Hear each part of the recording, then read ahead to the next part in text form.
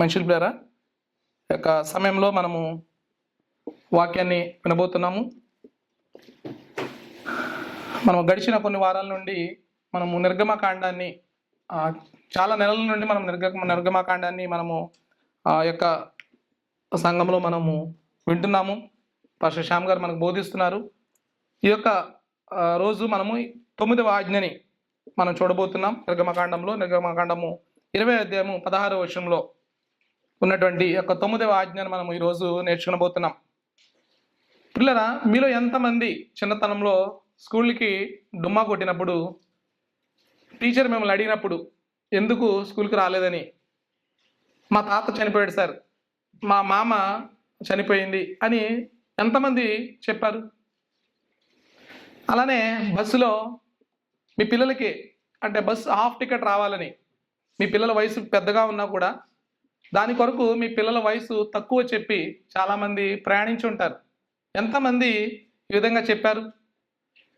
అలానే మనందరికీ తెలుసు, పాస్పోర్ట్ తొందరగా రావాలని లేదా పాస్పోర్ట్లో తక్కువ వయసు ఉండాలని వయసు పెద్దగా ఉన్నా సరే మన వయసు తక్కువ చెప్పి పాస్పోర్ట్ చేయించుకున్న వారు ఎంతమంది ఉన్నారు?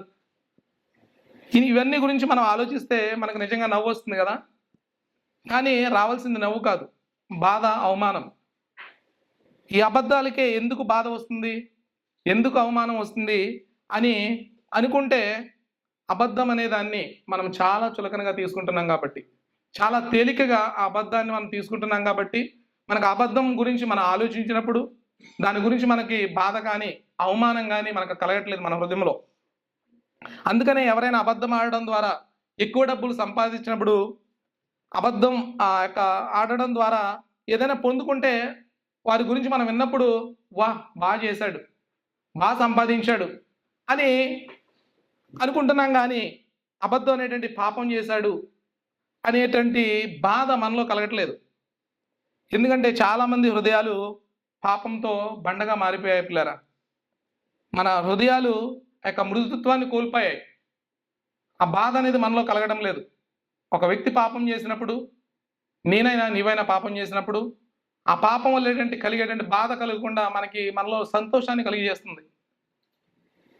అందుకనే బండలాంటి మన హృదయాలు మృదువుగా కావాలంటే కేవలము దేవుని యొక్క వాక్యం ద్వారా మాత్రమే సాధ్యమవుతుంది.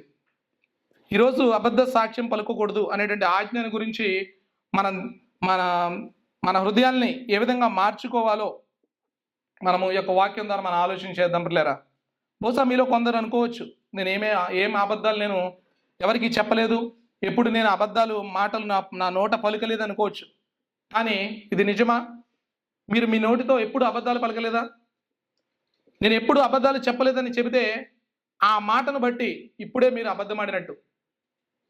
నేను ఎప్పుడు అబద్ధం ఆడలేదు అనేదే పెద్ద అబద్ధం. సంఖ్యాకాండము 32వ అధ్యాయం 23వ వచనంలో ఈ విధంగా ఉంది, మీరు అట్లు చేయని ఎడల యెహోవా దృష్టికి పాపము చేసిన వారెవరు గనుక మీ పాపము మిమ్మల్ని పట్టుకొను అని తెలుసుకొనుడి. మీ పాపము మేము ఎప్పుడో ఒకసారి పట్టుకుంటుంది మిమ్మల్ని ఎప్పటికైనా సరే ఆ పాపము బయటికి ఈడ్చుకుని వస్తుందని వాక్యము చెబుతుంది పిల్లారా. సరే, నేను చెప్పలేదు అనుకుంటే ఎప్పుడో ఒకసారి మీరు చెప్పినటువంటి అబద్ధాలు వెలుగులోకి వచ్చినప్పుడు మీకే అర్థమవుతుంది మీరు పలికినటువంటి ఆ అబద్ధాలు. అబద్ధ సాక్ష్యం పలుకకూడదు అనేటువంటి ఆజ్ఞను మనం చాలాసార్లు ఏదో విధంగా తప్పిపోయాం. మనం అబద్ధ సాక్ష్యం పలకడం వల్ల దేవుని యొక్క ఉగ్రతకి మనందరం కూడా పాత్రులమయ్యాం. మరి ఈ అబద్ధ సాక్ష్యం పలకుండా ఉండాలంటే మనం ఏం చేయాలి? అబద్ధ సాక్ష్యం పట్ల దేవుని యొక్క ఉగ్రత పోవాలంటే ఏం చేయాలో ఈరోజు మనం వాక్య భాగంలో నుండి మనం చూడబోతున్నాం. గడిచిన కొన్ని వారాలుగా మనము దేవుడైన యెహోవా మోషేకు ఆజ్ఞాపించినటువంటి యొక్క 10 ఆజ్ఞల గురించి మనం ధ్యానిస్తున్నాం. పాస్టర్ శ్యామ్ గారు గడిచిన వారాల్లో 8 ఆజ్ఞల గురించి మనకు బోధించారు. ఈ యొక్క ప్రసంగాలన్నింటిలో కూడా ప్రాముఖ్యంగా మనకు అర్థం కావాల్సింది ఏంటంటే, దేవుని యొక్క పరిశుద్ధత, ఆయన యొక్క వ్యక్తిత్వం, ఆయన ఎంత గొప్పవాడో మనము యొక్క ప్రసంగాలన్నిటిలో మనం విన్నాం. మన పాపాలు, మన లోపాలు ఎంత భయంకరమైనవో యొక్క ప్రసంగాల ద్వారా మనం వింటున్నాం పిల్లరా, నేర్చుకుంటున్నాం. ఈరోజు మనము 9వ ఆజ్ఞని ధ్యానిద్దాం. ఈ యొక్క ప్రసంగం ద్వారా నా ఆశ ఏంటంటే, ప్రాముఖ్యంగా నీ పొరుగువాని మీద అబద్ధ సాక్ష్యం పలకూడదు అనేటువంటి ఆజ్ఞ మన జీవితాల్లో ఏ విధంగా మనం అన్వయించుకోవాలో అనేటువంటి విషయాన్ని మీకు తెలియజేసి, అది కేవలము సువార్త ద్వారా మాత్రమే సాధ్యమవుతుంది అనేటువంటి సత్యాన్ని జ్ఞాపకం చేస్తూ మిమ్మల్ని ప్రోత్సహించాలని నీ యొక్క ప్రసంగాన్ని బోధిస్తున్నాను ప్లేరా. నిర్గమకాండము అందరం కూడా బైబిల్ తెరిచి చూద్దాం. నిర్గమకాండము 20వ అధ్యాయము 16వ వచనం విధంగా ఉంది. నీ పొరుగువాని మీద అబద్ధ సాక్ష్యము పలుకకూడదు. అబద్ధ సాక్ష్యం ఎందుకు పలుకకూడదు? ఎందుకు పలకూడదంటే మన దేవుడు సత్యవంతుడు కాబట్టి. ఇది మొదటిది. అబద్ధ సాక్ష్యం ఎందుకు పలకూడదంటే మన దేవుడు సత్యవంతుడు కాబట్టి. దేవుడు సత్యవంతుడు అని కీర్తనలు 131వ కీర్తన 5వ వచనంలో రాయబడింది. అలానే యోహాను రాసినటువంటి మొదటి పత్రిక 5వ అధ్యాయం 20వ వచనంలో ఈ దేవుడు సత్యవంతుడు అని వాక్యము తెలియజేస్తూ ఉంది. అబద్ధం అనేది ఆయనకి హేయం కాబట్టి మనము కీర్తనలు 119వ కీర్తన 163వ వచనంలో, సామెతలు గ్రంథము 6వ అధ్యాయము 19వ వచనంలో అబద్ధం అనేది ఆయనకి హేయము కాబట్టి అని మనం చూసాం. తీతుకు రాసిన పత్రిక 1వ అధ్యాయం 3వ వచనం విధంగా ఉంది. నా నిజమైన కుమారుడుగు తీతుకు శుభమని చెప్పు రాయినది. ఆ నిత్య జీవమును అబద్ధమాడనేరని దేవుడు అనాది కాలమందే వాగ్దానము చేసిన గాని ఇప్పుడు మన రక్షకుడైన దేవుని ఆజ్ఞ ప్రకారము నాకు అప్పగింపబడిన సువార్త ప్రకటన వలన తన వాక్యమును యుక్త కాలములందు బయలుపరిచెను. దేవుడు సర్వశక్తిమంతుడు. ఆయన అనుకుంటే ఆయన ఏదైనా చేయగలడు. కానీ ఆయన అబద్ధం ఆడలేడు, ఆయన పాపం చేయలేడు. తన స్వభావానికి వ్యతిరేకమైన దేనిని కూడా ఆయన చేయడు పిల్లరా. యోహాను సువార్త 14వ అధ్యాయం 6వ వచనంలో చూస్తే, యేసు నేనే మార్గమును సత్యమును జీవమును, నా ద్వారానే తప్ప ఎవడును తండ్రి వద్దకు రాడు. ప్రభు అయిన యేసు క్రీస్తు మాత్రమే సత్యము, ఆయన మాత్రమే సత్యవంతుడు అని వాక్యము చాలా స్పష్టంగా మనకు తెలియజేస్తూ ఉంది పిల్లరా. యోహాను సువార్త 1వ అధ్యాయం 14-15 వచనంలో ఈ విధంగా ఉంది. ఆ వాక్యము శరీరధారి అయి కృపాసత్య సంపూర్ణుడిగా మన మధ్య నివసించెను. తండ్రి వలన కలిగిన అద్వితీయ కుమారుని మహిమ వలె మనము ఆయన మహిమను కొనుగొంటమి. యోహాను ఆయన గూర్చి సాక్ష్యం ఇచ్చుచు, నా వెనుక వచ్చేవాడు నాకంటే ప్రముఖుడు గనుక ఆయన నాకంటే ముందటి వాడాయనని నేను చెప్పినవాడు ఈయనే అని ఎలుగెత్తి చెప్పాను. మన తండ్రి సత్యవంతుడు కాబట్టి ఆయన పిల్లలమైన మనందరము కూడా సత్యవంతులమై ఉండాలి పిల్లరా. మన తండ్రి అబద్ధం ఆడడు కాబట్టి మనం కూడా అబద్ధం ఆడకూడదు. తండ్రిని పోలినటువంటి లక్షణాలు మన జీవితాల్లో మనం చూపించాల్సినటువంటి ప్రాముఖ్యత ఎంతైనా ఉంది. కాబట్టి అబద్ధ సాక్ష్యం ఎందుకు పలకూడదంటే ఆయన సత్యవంతుడు కాబట్టి మనం ఎప్పుడు కూడా అబద్ధ సాక్ష్యం పలకూడదు. ఆయన యొక్క గుణ లక్షణాలని మన జీవితాల ద్వారా మనం చూపించవలసిన ప్రాముఖ్యత ఎంతైనా ఉంది.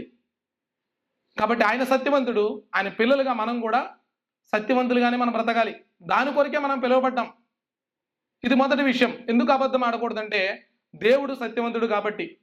రెండవ విషయము, అబద్ధ సాక్ష్యం ఎందుకు పలకూడదంటే అబద్ధ సాక్ష్యం పలకకూడదు అనేది దేవుని యొక్క ఆజ్ఞ కాబట్టి. అబద్ధ సాక్ష్యం పలకూడదు అనేటువంటి ఆజ్ఞ మనం చూసాం కదా. 20వ అధ్యాయం 16వ వచనంలో ఏమని రాయబడింది అక్కడ మనం చూస్తే, మీ పొరుగువారి మీద అబద్ధ సాక్ష్యము పలుకకూడదు. అంటే మన పొరుగువారు ఎవరు? అసలు అబద్ధ సాక్ష్యం అంటే ఏమిటి? ఈ రెండు విషయాలు మనకు అర్థం కావాలి. ఈ రెండు ప్రశ్నలకి మనం సమాధానం తెలుసుకోవాలి. పొరుగువారు ఎవరంటే, పొరుగువారు అంటే ఇశ్రాయేలుకి బహుశా తమ యొక్క తోటి ఇశ్రాయేలైనా కావచ్చు, లేదా పక్క దేశాల వారైనా కావచ్చు. మరి ఇప్పుడు మనకి పొరుగువారు ఎవరు? మరి మనం కాకుండా మన పక్కన్న ప్రతి వారు కూడా మనకు పొరుగువారే. ఇది మన పొరుగువారంటే. మరి అబద్ధ సాక్ష్యం అంటే ఏది సత్యము కానిదో అది ఇతరులకు తెలియజేయడం, వాస్తవానికి వ్యతిరేకంగా మాట్లాడడం అనేది అబద్ధ సాక్ష్యం. ఏది సత్యము కానిదో, ఏది వాస్తవం కానిదో దానికి వ్యతిరేకంగా మనం మాట్లాడటమే అబద్ధ సాక్ష్యం. పాత నిబంధనలో సాక్షులు చాలా ప్రాముఖ్యమైన వారు. ఎందుకంటే వారు ఏదైనా తీర్పు తీర్చాలంటే, వారు ఏదైనా సాక్ష్యం చెప్పాలంటే, ఏదైనా నిర్ణయం తీసుకోవాలంటే తప్పకుండా సాక్షులు కావాలి. ఎందుకంటే ఈ రోజుల్లోగా ఆ రోజుల్లో టెక్నాలజీ లేదు, మొబైల్స్ లేవు. వారికి ఈ యొక్క వేలిముద్ర ద్వారా వ్యక్తిని కనుగొనడం కానీ, లేదంటే ఈ యొక్క DNA టెస్టులు కానీ ఇవేవి లేవు. వాయిస్ రికార్డింగ్స్ కానీ ఇవేవి లేవు ఆ కాలంలో, ఆ రోజుల్లో. ఇప్పుడు మనకు టెక్నాలజీ పెరిగింది కాబట్టి ప్రతిదీ కూడా మనకు అనుకూలంగా ఉన్నవి. కాబట్టి ఏదైనా ఒక సమాచారం సత్యం అనేది అని నమ్మాలంటే ఆ రోజుల్లో సాక్షులే మాత్రమే ఏకైక ఆధారం. అందుకనే ఒక సాక్ష్యం చెబితే సరిపోదు. 2-3 సాక్షులు ఆ విషయము దాన్ని సత్యమని వారు నమ్మేవారు చెప్పినప్పుడు. మన ద్వితీయోపదేశ కాండం చూడండి, 17వ అధ్యాయం 5-6 వచనాలు ఈ విధంగా ఉంది. ద్వితీయోపదేశ కాండము 17వ అధ్యాయంలో 2-3 సాక్షుల మాట మీదనే చావ తగిన వానికి మరణ శిక్ష విధింపవలెను, ఒక్క సాక్షి మాట మీద వానికి విధింపకూడదు. అంటే అందుకనే మనం చెప్పే సాక్ష్యం చాలా ప్రాముఖ్యమైనది. కానీ మనం మన జీవితాల్లో దాన్ని చాలా ఈజీగా తీసుకుంటాం, చాలా చులకనగా, చాలా తేలికగా తీసుకుంటాం మన మాటలు అనేవి. ఆదికాండంలో చూడండి, ఈ యొక్క అబద్ధ సాక్షులు చెప్పడం అనేది ఏదైనా తోటలో సర్పము మొదటిగా ప్రారంభించింది. అక్కడి నుంచి మనకి సంక్రమించింది అది. చూడండి, ఆదికాండం 3వ అధ్యాయంలో 1 నుంచి 4 వచనాలు ఈ విధంగా ఉంది. దేవుడని యెహోవా చేసిన సమస్త భూజంతువులలో సర్పము యుక్తి గలదే ఉండెను. అది ఆ స్త్రీతో, ఇది నిజమా? ఈ తోట చెట్లలో దేని ఫలములైనను మీరు తినకూడదని దేవుడు చెప్పానా అని అడిగాను. అందుకు స్త్రీ, ఈ తోట చెట్ల ఫలములను మేము తినవచ్చును, అయితే ఈ తోట మధ్య ఉన్న చెట్టు ఫలములను గూర్చి దేవుడు మీరు చావకుండాట్లు వాటిని తినకూడదనియు వాటిని ముట్టకూడదని చెప్పనని సర్పముతో నేను. అందుకు సర్పము, మీరు చావరు, మీరు నిశ్చయముగా చచ్చుదురని దేవుడు చెబితే సర్పము మీరు చావరని చెప్పింది. ఈ యొక్క అబద్ధాన్ని బట్టి ఆదాము అవ్వలు మోసపోయారు, పాపంలో పడిపోయారు. మనం యోహాను సువార్త 8వ అధ్యాయం 44వ వచనంలో చూడండి, మీరు మీ తండ్రి అపవాది సంబంధులు, మీ తండ్రి దురాశలు నెరవేర్చుకొరుచున్నారు. ఆది నుండి వాడు నరహంతకుడై ఉండి సత్యమందు నిలిచిన వాడు కాడు, వాని యందు సత్యమే లేదు. వాడు అబద్ధమాడినప్పుడు తన స్వభావమును అనుసరించే మాట్లాడును. వాడు అబద్ధికుడును అబద్ధమునకు జనకుడునై ఉన్నాడు. సాతాను అబద్ధమునకు జనకుడై ఉన్నాడు అంటే ఆయనే కర్త అయినాడు, ఆయనే కారకుడై ఉన్నాడు అబద్ధమునకు అని అర్థం.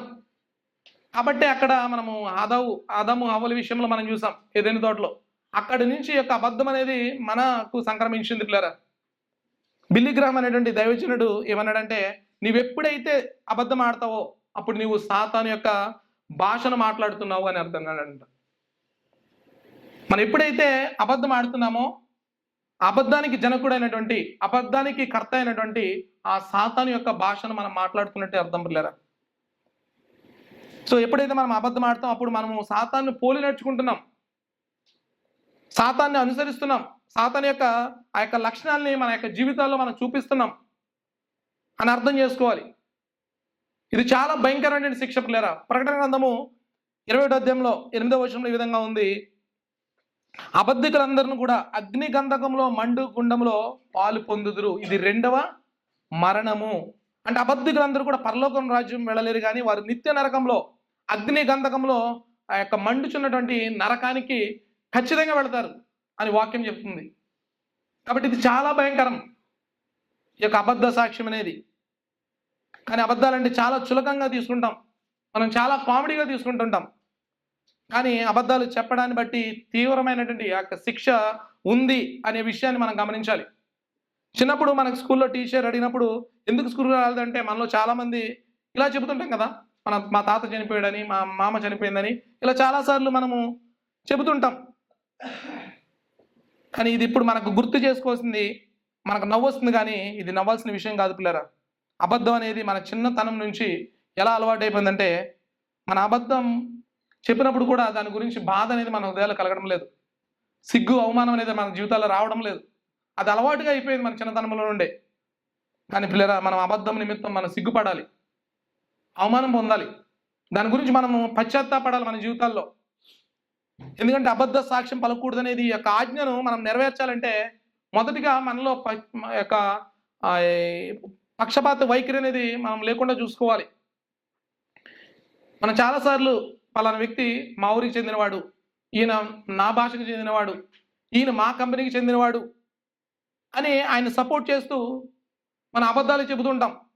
ఆయన అబద్ధాలు చెప్పినా కూడా మనం వాటిని ఖండించకుండా చాలాసార్లు మనం సపోర్ట్ చేస్తుంటాం. కానీ ఒక వ్యక్తి ఆయన మనకు చెందినవాడు కానప్పుడు ఆయన అబద్ధాలు చెబితే మాత్రం మనము చెబుతుంటాం, ఈయన పలానా అబద్ధం చెప్తున్నాడు అని చెప్పేసి. పక్షపాత వైఖరి అనేది మన జీవితాల్లో చాలాసార్లు మనం చూపిస్తుంటాం. మన పక్షపాత వైఖరి అనేది చూపించకూడదు పిల్లరా. మనకు తెలిసిన వాళ్ళు కాకుండా ఇంకా వేరే వాళ్ళు ఎవరైనా అబద్ధం చెప్తే, మనకు పడని వాళ్ళు ఎవరైనా అబద్ధం చెబితే వారిని కావాలని శిక్షిస్తాం మనం. కానీ మనకు తెలిసిన వారు, మనకు కావాల్సిన వారు అబద్ధం చెప్పినప్పుడు వారికి మనం సపోర్ట్ చేస్తుంటాం. కానీ పిల్లరా, బైబిల్ పక్షపాత వైఖరిని ఖండించి నిన్ను వలె నీ పొరుగు వారిని ప్రేమించమని ఆజ్ఞనిస్తుంది. లేవీకాండం 19:18 చూసినట్లయితే. కాబట్టి అబద్ధ సాక్ష్యం మనం ఎందుకు పలకకూడదంటే అది దేవుని యొక్క ఆజ్ఞ. కాబట్టి అబద్ధ సాక్ష్యం, నీ పొరుగు వారి మీద అబద్ధ సాక్ష్యం పలకకూడదు అనేది దేవుని యొక్క ఆజ్ఞ. కాబట్టి మనం అబద్ధ సాక్ష్యం అనేది పలకకూడదు. ఇది రెండవ విషయం. అబద్ధ సాక్ష్యం ఎందుకు పలకూడదంటే మూడవ విషయము సంబంధాల్ని ఆ యొక్క దెబ్బతీస్తుంది. కాబట్టి సామెతల గ్రంథము 6:19 చూడండి. సామెతల గ్రంథము 6:19 ఈ విధంగా ఉంది. లేని వాటిని పలుకు అబద్ధ సాక్షియు అన్నదమ్ములలో జగడములు పుట్టించువాడును. అబద్ధములు కేవలం అన్నదమ్ముల మధ్యలో మాత్రమే కాదు, భార్యాభర్తల మధ్యలోనైనా సంబంధాలైనా, స్నేహితుల మధ్యలో ఉన్నటువంటి సంబంధాలైనా, సంఘంలో ఉన్నటువంటి సంబంధాలనైనా, మన కంపెనీలో మన ఉన్నటువంటి ఆ సంబంధాలనైనా ఈ యొక్క అబద్ధ సాక్ష్యం అనేది చెడగొడుతుంది పిల్లరా. వీటన్నిటిని కాపాడుకోవాలంటే నమ్మకంగా మనం ఉండాలి. నమ్మకం చాలా అవసరం. ఈ యొక్క సంబంధాలు బలంగా ఉండాలంటే నమ్మకం లేకుండా ఏ యొక్క సంబంధం కూడా నిలబడదు. ఒక్కసారి మన నమ్మకాన్ని కోల్పోతే ఇంకొకసారి ఎవరు కూడా మనల్ని నమ్మరు. మన కుటుంబ జీవితంలోనైనా, మన యొక్క ఆ పని జీవితంలోనైనా, ఎక్కడైనా సరే మనం ఒక్కసారి నమ్మకం కోల్పోతే ఎవరు కూడా మరలా నమ్మరు పిల్లారా. కొంతమంది పెద్దలు అంటారు కదా, అంటే 100 అబద్ధాలు ఆడైనా ఒక పెళ్లి చేయాలని. ఈ మాట చాలా వివాహ సంబంధాల్లో తరచుగా మనం చాలాసార్లు విన్నాం, ఈ యొక్క మాట పెద్దలు మాట్లాడడం. కానీ పిల్లరా, ఈ మాటలు మనం తీసుకువెళ్ళి చెత్తకుపోలు పడేయాలి, విశ్వాసులైన మనందరం కూడా. ఎందుకంటే ఏ ఒక్క అబద్ధం ఆడి కూడా ఏ ఒక్క పెళ్లి కూడా చేయకూడదు. అలా సమాజంలో ఎంతోమంది విడాకులు తీసుకుంటున్నారు, కుటుంబాలు చెడిపోతున్నాయి, భార్యాభర్తల మధ్య గొడవలు వస్తున్నాయి, కుటుంబాలు నాశనం అవుతున్నాయి, సమాజం కూడా నాశనం అయిపోతుంది ఈ యొక్క అబద్ధాలు మాట్లాడడం ద్వారా.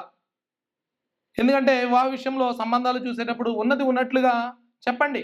అప్పుడు భవిష్యత్తులో ఎలాంటి గొడవలు రాకుండా అవకాశం ఉంది, రాకుండా ఉండడానికి.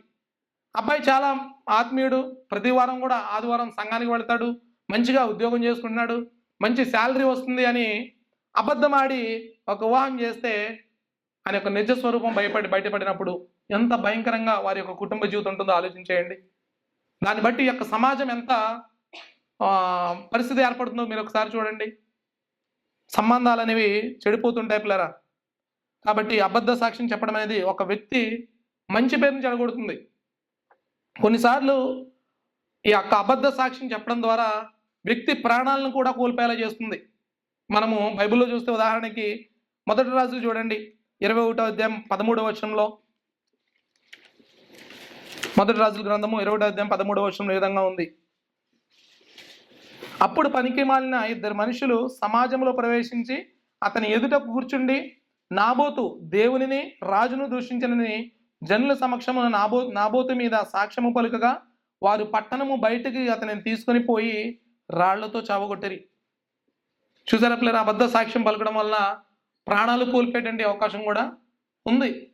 కానీ మనం చాలాసార్లు దాన్ని తేలికగా తీసుకుంటుంటాం. పర్లేదులే, ఈ చిన్న అబద్ధమే కదా అని మనం చాలాసార్లు దాని గురించినటువంటి తీవ్రత గురించి మనం ఆలోచన చెయ్యం పిల్లరా.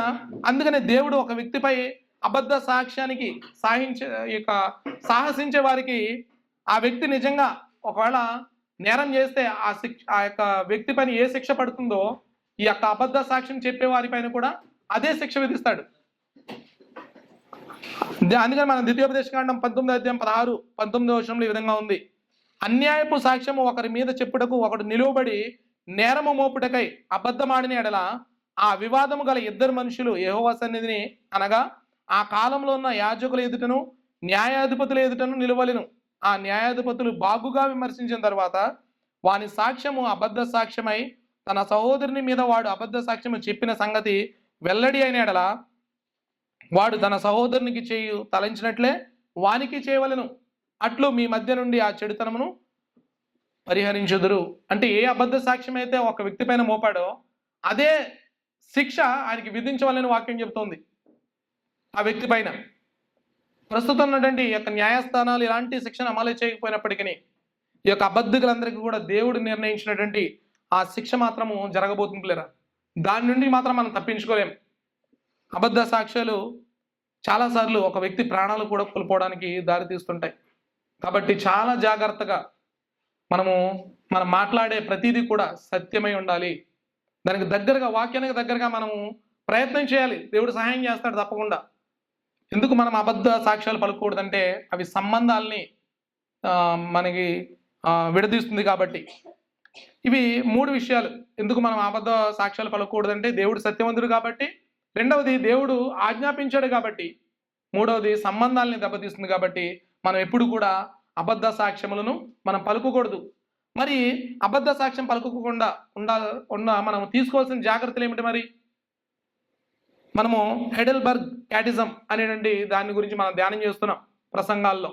ఈ యొక్క క్యాటిజంలో 112వ ప్రశ్న ఈ యొక్క 9వ ఆజ్ఞ గురించి ఏం చెబుతుందంటే, 9వ ఆజ్ఞ నుండి మన నుండి ఏం కోరుతుందంటే, 9వ ఆజ్ఞ నేను ఇలా ఉండాలని నేర్పుతుంది.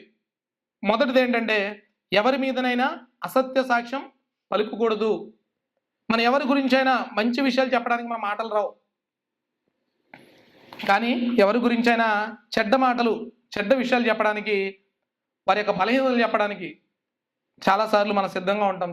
మనలో కొందరు, నీవు అడిగినప్పుడు ఒక వ్యక్తి నీకు డబ్బులు ఇవ్వలేదు అనుకోండి, ఆ వ్యక్తి గురించి మనం చాలాసార్లు ఇతరులకు వెళ్ళి తన దగ్గర డబ్బులు ఉన్నాయి కానీ నాకు ఇవ్వలేదు అనేటువంటి అబద్ధ సాక్ష్యం మనలో చాలా మంది పలుకుతుంటాం. దయచేసి పిల్లరా, మనం జ్ఞాపకం పెట్టుకోవాల్సింది ఏంటంటే, ఎవరి మీద కూడా అసత్య సాక్ష్యం అనేది మనం పలుకోకూడదు. ఆ వ్యక్తి ఏ పరిస్థితుల్లో ఉండో మనకు తెలియదు. ఆ పరిస్థితిని మనం అర్థం చేసుకోకుండా మనకి ఆ అవసరత తీరలేదనేటువంటి ఆలోచన కలిగి మనం ఆ వ్యక్తి గురించి ఇతరుల దగ్గరికి వెళ్ళి మనం అబద్ధ సాక్ష్యం పలుకుతుంటాం. అది మంచిది కాదు. ఈ యొక్క ఆజ్ఞ గురించి వారు మన నుండి కోరుకునేది ఏంటంటే, ఎవరి మీదనైనా అసత్య సాక్ష్యం పలుకకూడదు. ఇది మొదటిది పిల్లరా. రెండవది ఏంటంటే, ఈ యొక్క క్యాటిజంలో ఈ యొక్క 9వ ఆజ్ఞ గురించి మన నుండి కోరుకునేది ఏంటంటే, ఈ యొక్క అబద్ధ సాక్ష్యం పలుకకూడదు అనే దాని గురించి ఉండాలంటే మనం చేయవలసిన రెండవ పని ఏంటంటే, ఇతరుల మాటలను తప్పుడు విధంగా మనం మార్చకూడదంట.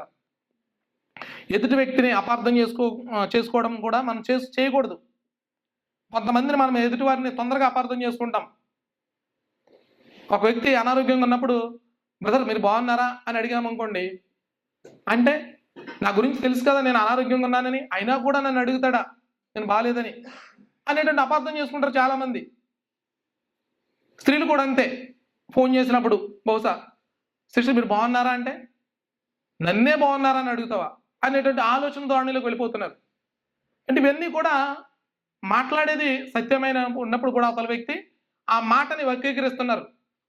కాబట్టి ఇతరుల మాటలు మనం తప్పుడు విధంగా మనం ఆలోచించకూడదు, దాన్ని ట్విస్ట్ చేయకూడదు. మన మాటల్ని మనం ఏదో ఉన్న తోటలో అదే చూస్తాం. మన మాటలను ట్విస్ట్ చేయడం అనేది, దేవుడు చెప్పిన మాటల్ని సర్పం ఏం చేసింది? చిన్నగా ట్విస్ట్ చేసింది. ఈరోజు మన జీవితాల్లో కూడా మనం చాలాసార్లు మన అనాలోచితంగా ఈ విధంగానే మారుస్తున్న మాటల్ని. ఇతరులు మనల్ని క్షేమం కోరి, ఇతరులు మనకు మంచి కోరి వారు మనతో మాట్లాడినా కూడా మనం చాలాసార్లు ఆ మాటని వక్రీకరించి మనం వాటిని ట్విస్ట్ చేస్తున్నాం. సో అది చాలా ప్రమాదం పిల్లరా. ఎవరిని కూడా మనం తొందరగా అపార్థం చేసుకోకూడదు. ఎవరైనా ఒక మాట అంటే ఆ మాట వెనకాల ఉన్నటువంటి ఆ ఉద్దేశం అనుకున్నది కాకపోవచ్చు, మనం అనుకున్నది కాకపోవచ్చు.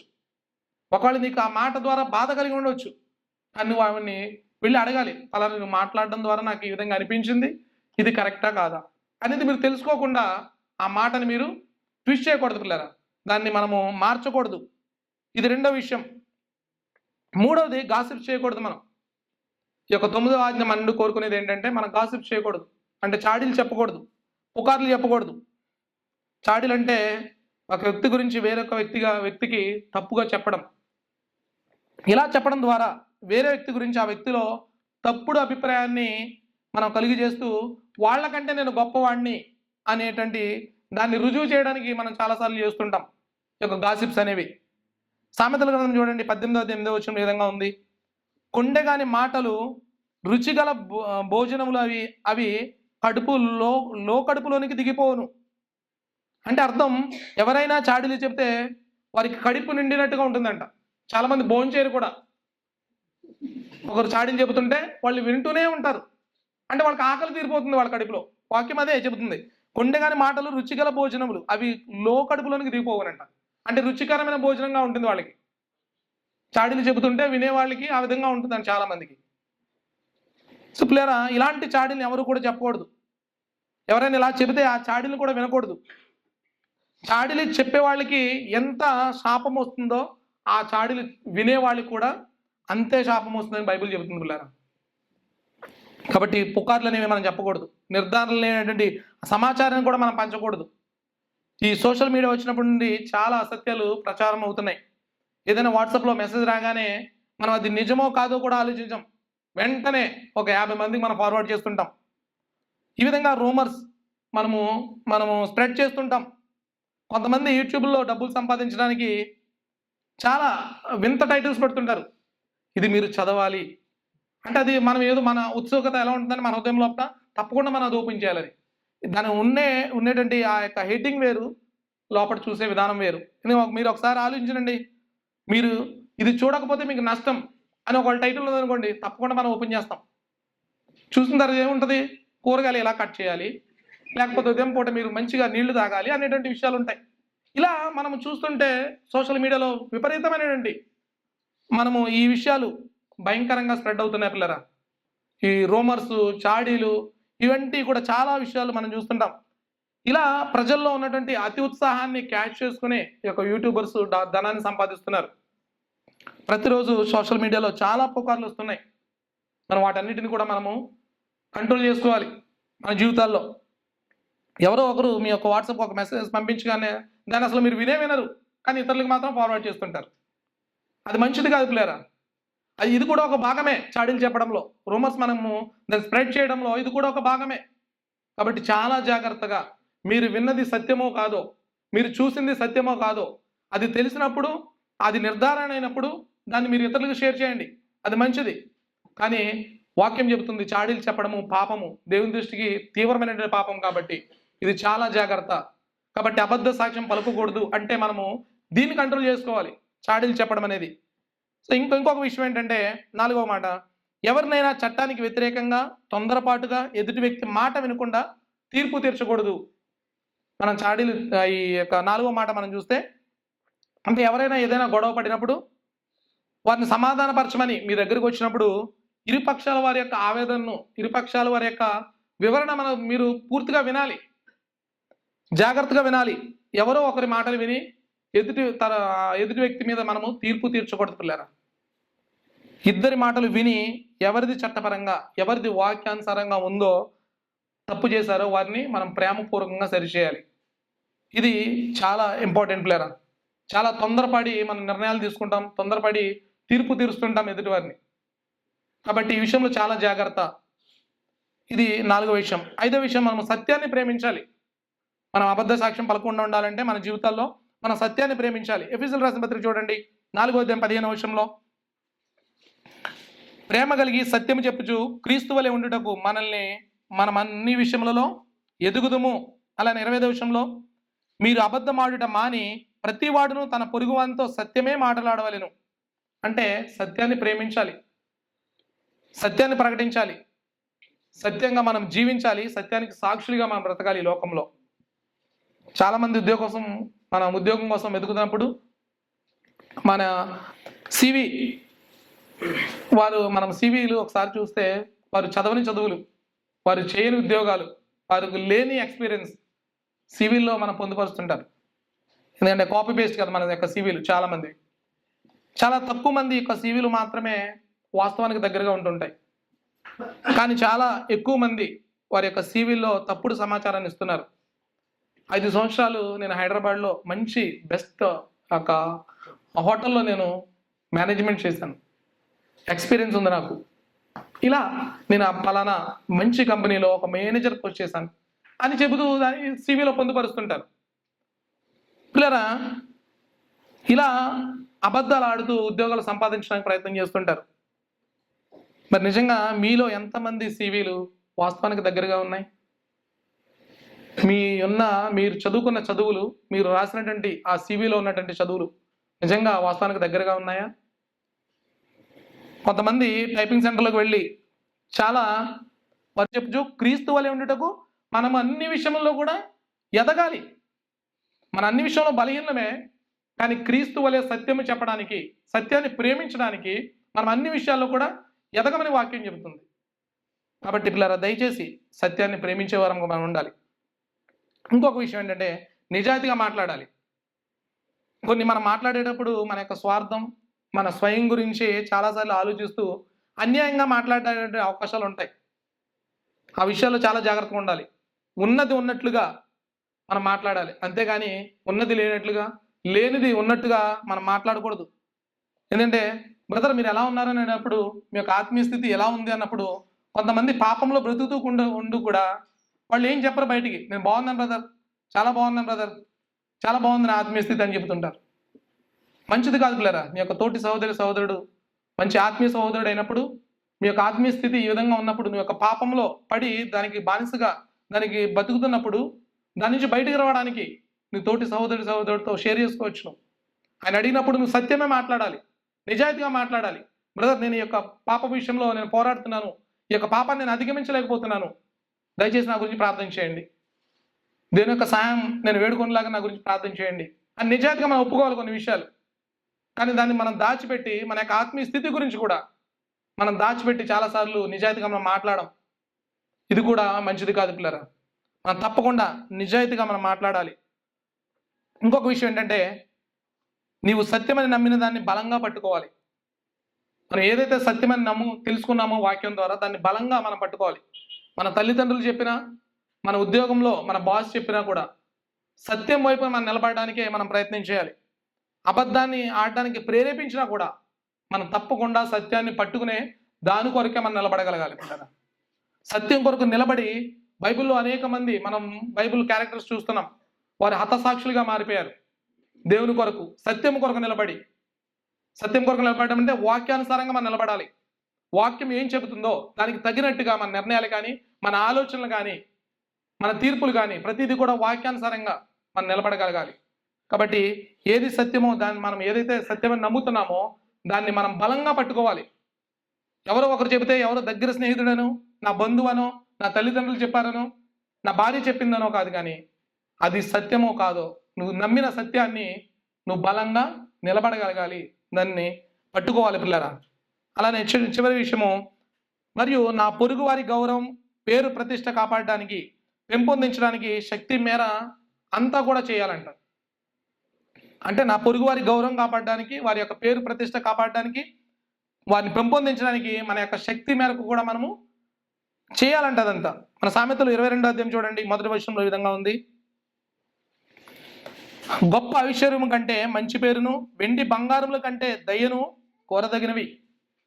అంటే ఎదుటి వ్యక్తి యొక్క పేరును కాపాడడానికి మనం ప్రయాసపడాలి, కానీ వారిని చెడగొట్టడానికి ప్రయాసపడకూడదు. అందరి గురించి ఎప్పుడు ఆ వ్యక్తిలో ఉన్నటువంటి మంచి విషయాల గురించే మాట్లాడాలి, కానీ ఆ వ్యక్తి యొక్క బలహీనతల గురించి కానీ, ఆ వ్యక్తి యొక్క లోపాల గురించి కానీ మన ఇతరులతో మాట్లాడకూడదు. మనం ఒకరు మరొకరి గురించి గొప్పగా చెప్తే ఎలా ఉంటుంది? ఒకరు మరొకరి గురించి వారి యొక్క బలహీనతల గురించి చెబితే ఎలా ఉంటుంది? మీరు ఒకసారి ఆలోచించేయండి.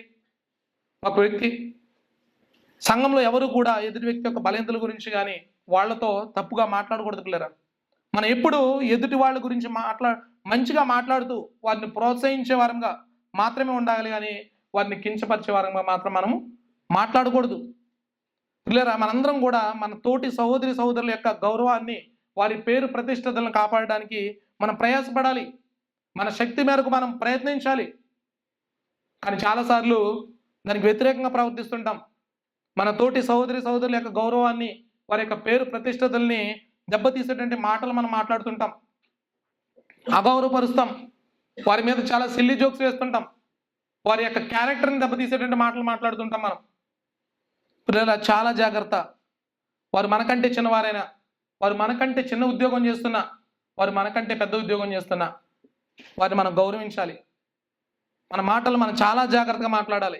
ఇతరుల యొక్క ఆత్మ గౌరవాన్ని కించపరిచే మాటలు మనము మాట్లాడకూడదు పిల్లరా. ఇతరుల యొక్క పేరు ప్రతిష్టలని ఆటంకం కలిగించేటువంటి మాటలు ఎప్పుడు కూడా మనము మాట్లాడకూడదు. ఏవైనా సరేవి సంఘంలో మనం కూడుకున్నప్పుడు మన తోటి సహోదరుల గురించి మనం గొప్పగా మాట్లాడుకోవాలి. నేను నరేష్ ఒకవేళ కలిసినప్పుడు డేవిడ్ గురించి మాట్లాడుతున్నప్పుడు డేవిడ్ గురించి మంచిగానే మాట్లాడాలి తప్ప ఆయన యొక్క బలహీనతలు కానీ ఆయన లోపాల గురించి కానీ నేను నరేష్తో పంచుకోకూడదు. అది మంచిది కాదు పిల్లరా. తప్పుగా మనం మాట్లాడకూడదు ఎప్పుడు కూడా.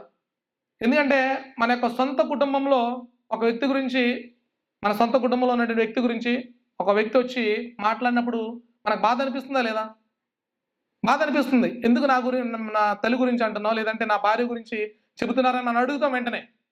కానీ మనం చాలాసార్లు పిల్లరా మన సంఘంలో ఉన్నటువంటి సహోదరుల గురించి మన దగ్గరకు వచ్చి చెప్పినప్పుడు మనం స్పందించం.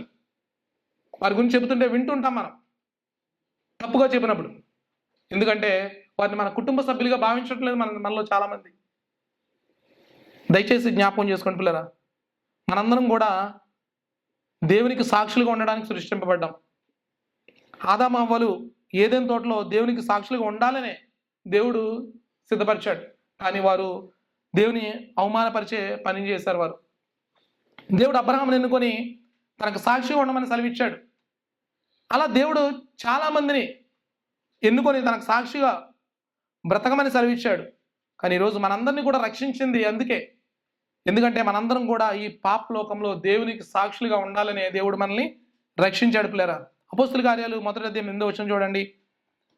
అయినను పరిశుద్ధాత్మ మీ మీదకి వచ్చినప్పుడు మీరు శక్తి నొందెదరు గనుక మీరు యెరూషలేములోను యూదయ సమరయ దేశముల ఎందంతటను భూ దిగంతములంత వరకును నాకు సాక్షులైందని వారితో చెప్పాను.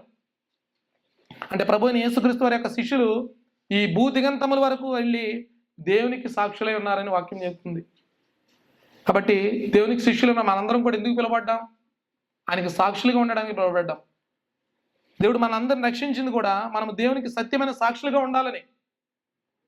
ఆయన ఏమై ఉన్నాడో, ఆయన గుణ లక్షణాలు ఏమై ఉన్నాయో మన జీవితం ద్వారా చూపించి క్రీస్తుకు సాక్షులుగా మనం బ్రతకాలనే దేవుడు మనల్ని రక్షించాడు పిల్లరా. దేవుని యొక్క కార్యాలని ఈ యొక్క లోకంలో మనం చేస్తూ దేవునికి సాక్షిగా ఈ లోకంలో బ్రతకాలని మనల్ని ఆయన రక్షించాడు పిల్లరా.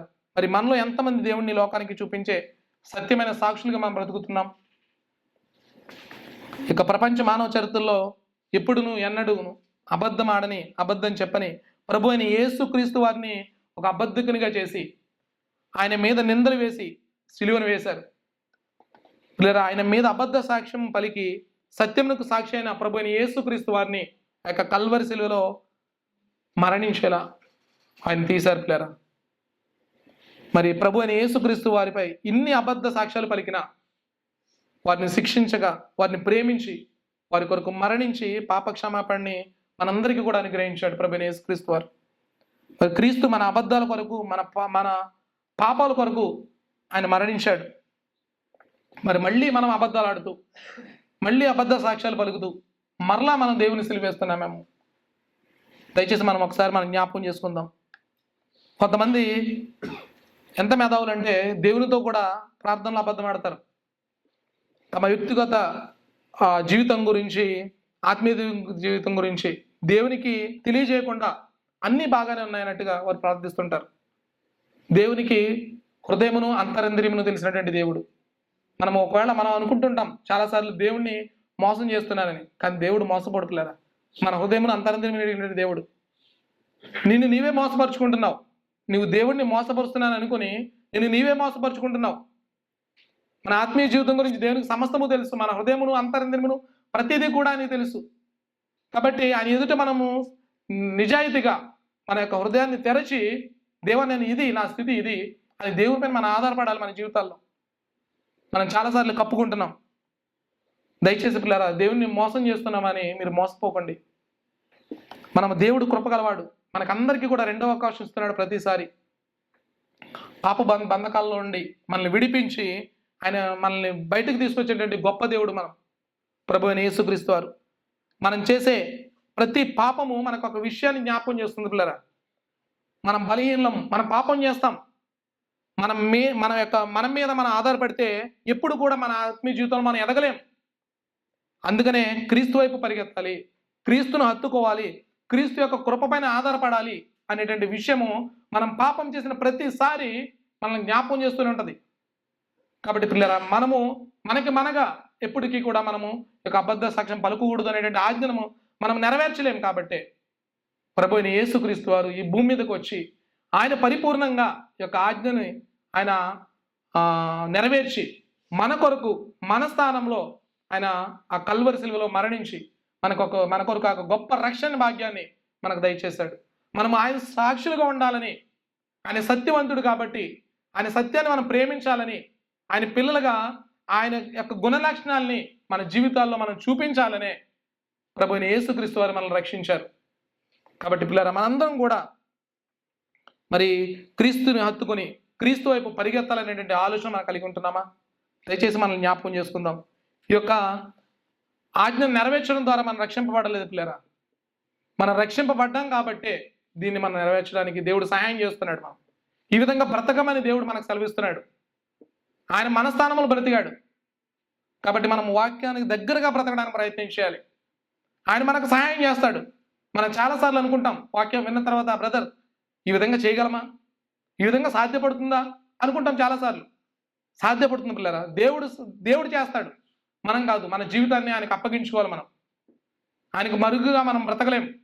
ఇది నా జీవితం అని ఆయన ఎదుట మనము పొంగినప్పుడు, ఆయనకు మనం సరెండర్ అయినప్పుడు దేవుడు మనలో మన జీవితంలో ఆయన కార్యం చేస్తాడు. మన సత్యంగా బ్రతకడానికి దేవుడు సహాయం చేస్తాడు. ఈ యొక్క అబద్ధ సాక్ష్యం పలుకకూడదు అనేటువంటి ఆ యొక్క ఆజ్ఞను మనం నెరవేర్చడానికి దేవుడే కృప అనుగ్రహిస్తాడు. కాబట్టి పిల్లరా, ఈ విధంగా మనము క్రీస్తు వైపు పరిగెత్తుతూ, క్రీస్తును హత్తుకుంటూ, క్రీస్తు కొరకు, క్రీస్తు మహిమ కొరకు ఆయనకి సాక్షులుగా ఈ లోకంలో సత్య ప్రవర్తన కలిగిన వారమై ప్రభువుకు సాక్షులుగా బ్రతకాలని ఆశిస్తూ ఈ యొక్క ప్రసంగాన్ని నేను ముగిస్తున్నాను. దేవుడు మనందరికీ కృప అనుగ్రహించును గాక. ఆమేన్. అందరం కూడా మౌనంగా ఉండి 2 నిమిషములు మనము విన్నటువంటి ప్రసంగం ద్వారా మన యొక్క జీవితాలను మనం ఒకసారి పరీక్షించుకుందాం. దేవుని యొక్క సహాయాన్ని వేడుకుందాం. ఆయన సత్యవంతుడు.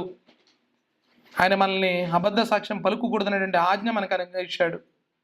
మనం అబద్ధ సాక్ష్యం పలకడం ద్వారా మన యొక్క సంబంధాలు దెబ్బతింటాయి పిల్లరా. కాబట్టి మనము చాలా జాగ్రత్తగా మనం మాట్లాడే ప్రతి మాట కూడా ఆలోచన చేసి ఇది నిజంగా సత్యమో కాదో అనేటువంటి